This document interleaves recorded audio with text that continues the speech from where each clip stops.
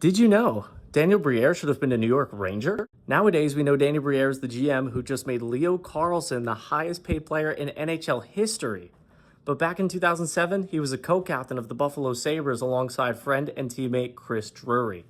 The two had just taken Buffalo to the Eastern Conference Final, and with both of their contracts expiring that summer, the two had agreed that they were willing to stay in Buffalo as long as they stayed together. But the Sabres got greedy and were only willing to pay to keep one of their top two centers, and with that, Buffalo's captains were headed to the open market. We contemplated leaving and going to play together elsewhere as well. It wasn't about money at that point, said Briere. This is where Glenn Sather and the New York Rangers come in.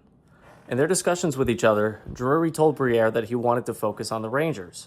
Knowing how much Drury wanted to stay in New York, Briere took himself out of the race, making it easy on the Rangers in deciding which star center to bring in.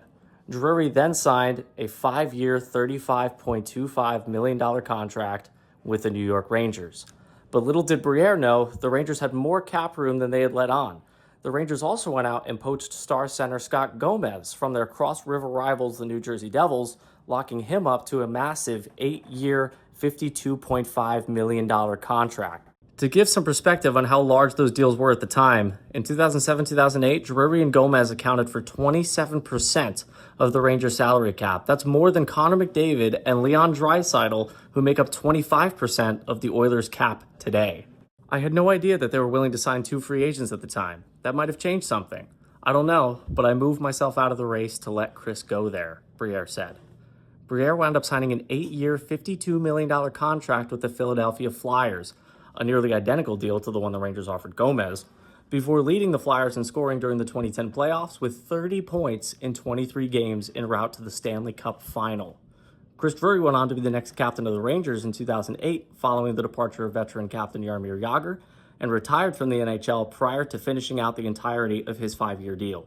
Scott Gomez only played 2 seasons in New York before being traded to Montreal, and Briere wound up having the final 2 years of his deal with the Flyers bought out following a drop in production. This star-studded free agent crop may not have panned out for the teams whipping out their checkbooks, but the real losers of that summer were the Buffalo Sabres, who lost their two-headed monster at center and only made the playoffs in 2 of the next 18 years following their departures. And speaking of playoffs, who could forget that aforementioned 2010 season in which Drury's Rangers and Briere's Flyers matched up in the final 2 games of the season in a winner-takes-all home-and-home series to decide which team would take the final playoff spot in the Eastern Conference. Just how different would things have turned out with Briere joining Drury in red, white, and blue?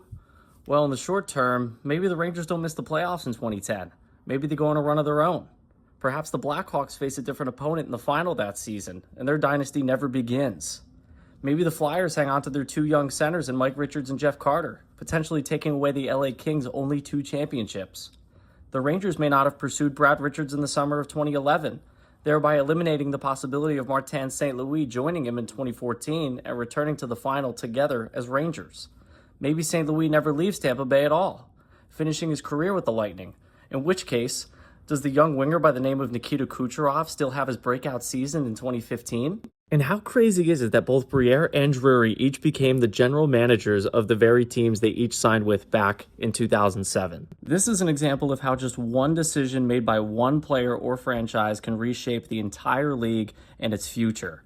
One thing's for sure, if Briere had signed with New York, Leo Carlsson would have lost out big time.